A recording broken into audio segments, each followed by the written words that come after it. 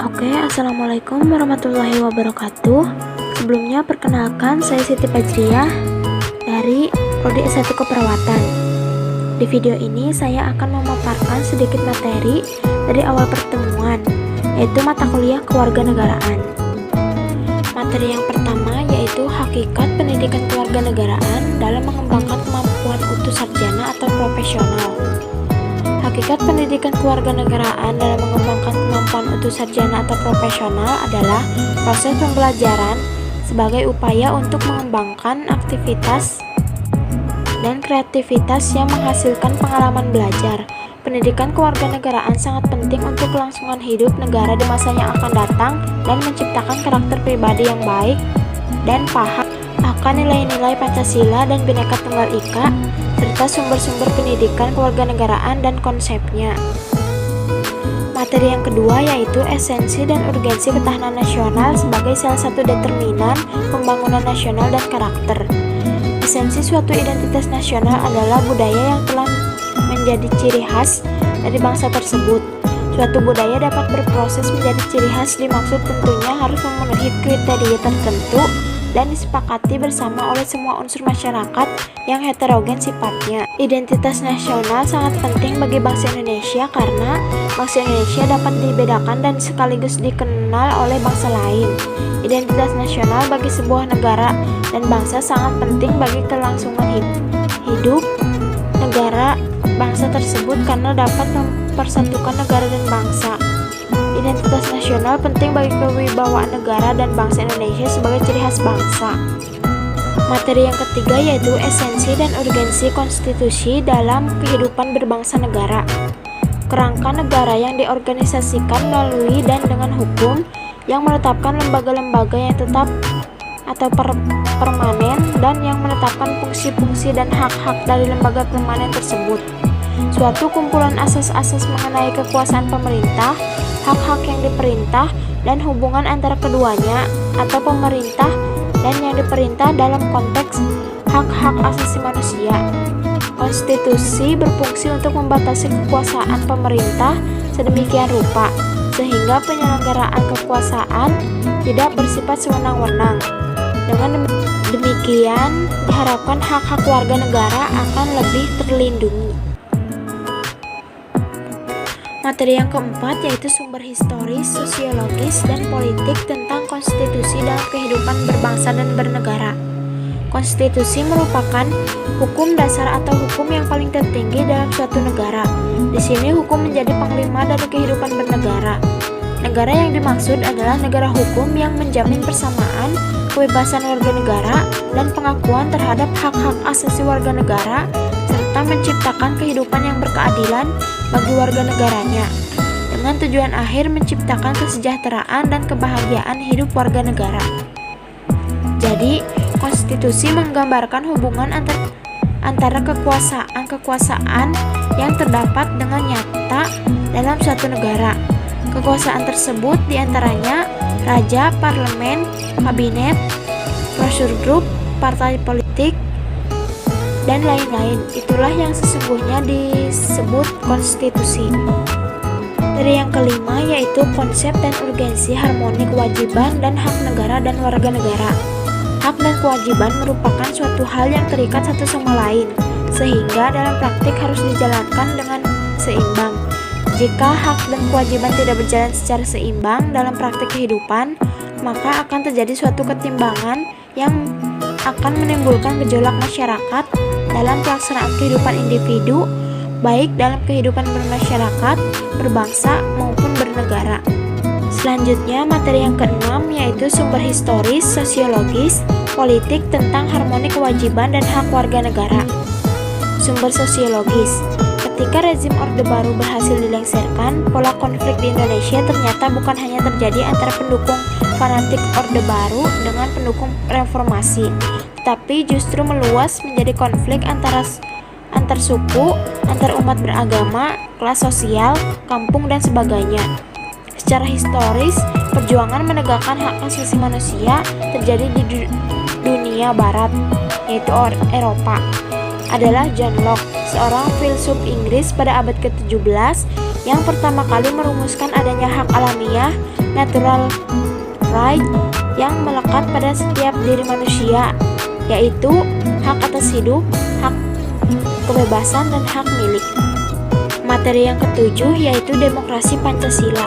Demokrasi Pancasila merupakan demokrasi yang didasarkan pada asas kekeluargaan dan kegotong royongan yang ditujukan kepada kesejahteraan rakyat, yang mengandung unsur-unsur berkesadaran religius, kebenaran, kecintaan, dan budi pekerti luhur, berkepribadian Indonesia, dan berkesinambungan. Demokrasi Pancasila adalah demokrasi yang mengutamakan musyawarah mufakat tanpa oposisi. Prinsip dalam demokrasi Pancasila menjunjung tinggi nilai ketuhanan, memberikan kebebasan memeluk agama sesuai dengan keyakinan dan kepercayaannya. Demokrasi liberal atau demokrasi konstitusional adalah sistem politik yang menganut kebebasan individu. Demokrasi liberal meletakkan kebebasan individu sebagai dasar pelaksanaan demokrasi. Falsafah yang digunakan adalah manusia sebagai individu yang bebas, dan demokrasi Pancasila lebih rasional dan spesifik daripada demokrasi liberal. Selanjutnya, materi ke-8 yaitu implementasi demokrasi dari beberapa negara di dunia. Demokrasi adalah bentuk pemerintahan di mana semua warga negaranya memiliki hak yang sama untuk pengambilan keputusan yang dapat mengubah hidup mereka. Demokrasi mengizinkan warga negara ikut serta baik secara langsung atau melalui perwakilan dalam perumusan, pengembangan, dan pembuatan hukum. Demokrasi mencakup kondisi sosial, ekonomi, dan budaya yang memungkinkan adanya praktik kebebasan politik secara bebas dan setara. Demokrasi juga merupakan seperangkat gagasan dan prinsip tentang kebebasan beserta praktik dan prosedurnya. Demokrasi mengandung makna penghargaan terhadap harkat dan martabat manusia. Berdasarkan ideologinya, macam-macam demokrasi dibagi menjadi 3, yakni demokrasi liberal, demokrasi sosial, dan demokrasi Pancasila. Sedangkan demokrasi berdasarkan prosesnya dibagi menjadi 2, yakni demokrasi langsung dan demokrasi tidak langsung. Selanjutnya, materi yang ke-9 yaitu konsep dan urgensi penegakan hukum yang berkeadilan. Penegakan hukum adalah proses dilakukannya upaya untuk ditegakkan atau difungsikannya norma-norma hukum secara nyata sebagai pedoman perilaku dalam lalu lintas atau hubungan-hubungan hukum dalam kehidupan yang bermasyarakat serta bernegara. Kehidupan manusia tidak cukup hidup dengan aman, teratur, dan tertib. Manusia perlu sejahtera. Apabila tujuan negara hanya menjaga ketertiban, maka tujuan negara itu terlalu sempit. Tujuan negara yang lebih luas adalah agar setiap manusia terjamin kesejahteraannya di samping keamanannya. Materi ke-10 yaitu konsep dan urgensi wawasan Nusantara.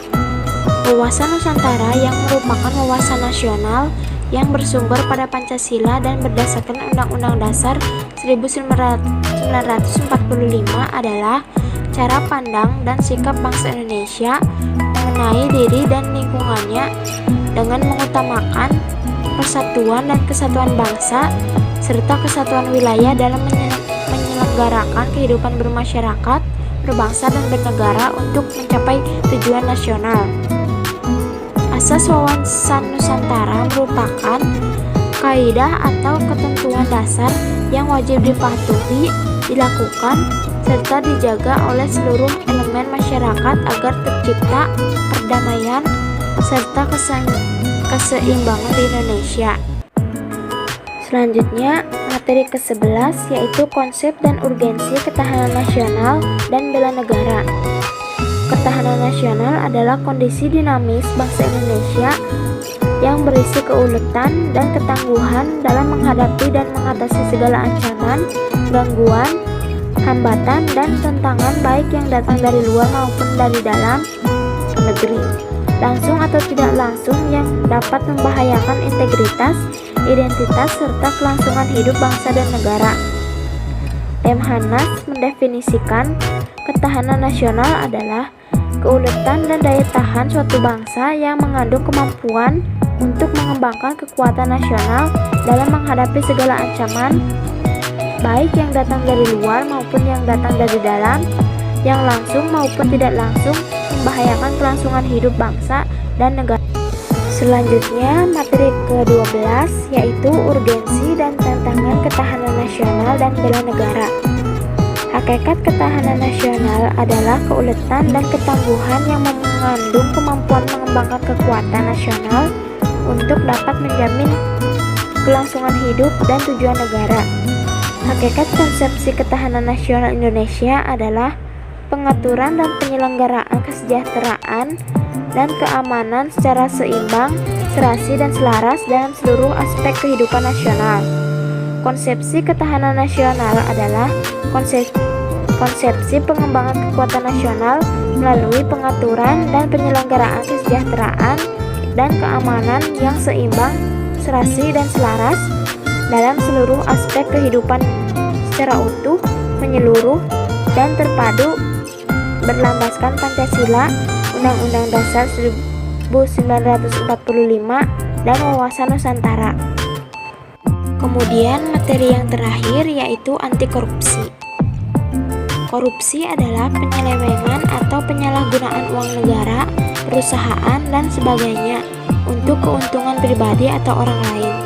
Penyebab korupsi pada dasarnya adalah sikap manusia yang serakah dan selalu merasa kurang serta terlalu silau dengan harta dan hal-hal material. Pendidikan anti korupsi merupakan pendidikan seumur hidup yang sangat penting untuk ditanamkan sejak dini. Kualitas sumber daya manusia merupakan modal utama pembangunan bangsa. Penanaman karakter menjadi salah satu prasyarat keberhasilan pengembangan sumber daya manusia Indonesia. Dengan pendidikan anti korupsi, maka generasi penerus bangsa akan lebih awal memahami masalah korupsi dan tidak melakukan perbuatan menyimpang seperti apa yang dilakukan generasi sebelumnya.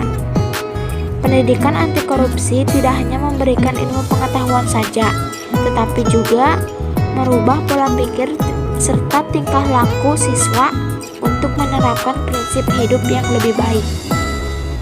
Sekian materi yang saya paparkan. Terima kasih. Wassalamualaikum warahmatullahi wabarakatuh.